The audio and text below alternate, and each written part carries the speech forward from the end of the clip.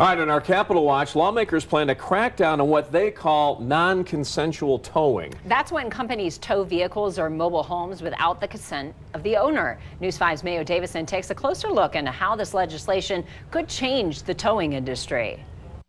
I had just gotten off of my first day of work here, actually. Passed out, woke up around 2:30 in the morning to get all my work equipment, and my truck was gone. It had gotten towed, but it came as a shock to Raymond Guerrero. You didn't have a permit.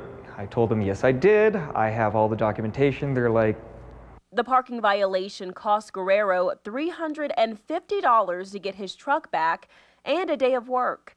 He claims it was an illegal tow, which state lawmakers say is becoming increasingly common. I woke up to go to work and I noticed my car was gone.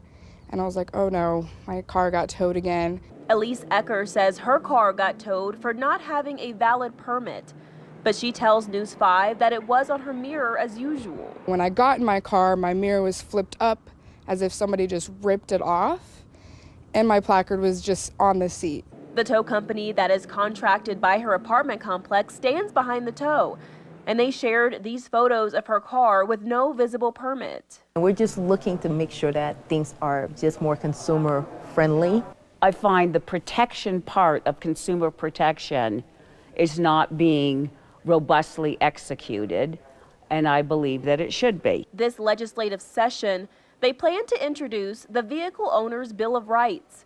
This would prohibit the removal of a vehicle from private property without permission from the property owner or leaseholder, charge the same fees for tows made without the owner's consent, and require photographs before a tow, which currently isn't mandatory. I don't deny that there are legitimate reasons for people to be towed, but there's a lot of towing that's occurring without any documentation about why they're being towed. State law requires residential communities to draft contracts that specify when and why a company can tow a car, but some legislators believe gaps are allowing some to take advantage. One of the things that in this bill is to look at whether or not they can continue to just patrol and patrol, almost kind of like they're just circling, looking for that opportunity to take the car.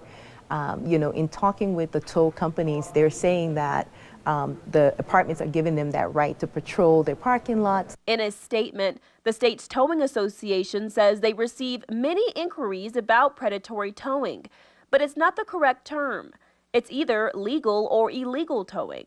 And they say the biggest problems in private property towing isn't the towing industry itself, but rather the contracts that they're bound by. I want to get to the bottom of what should qualify as a justifiable tow. It makes me happy that they're finally cracking down on the towing companies because it's been very frustrating because I've tried to go through many people myself. In Colorado Springs, Mayo Davison, News 5.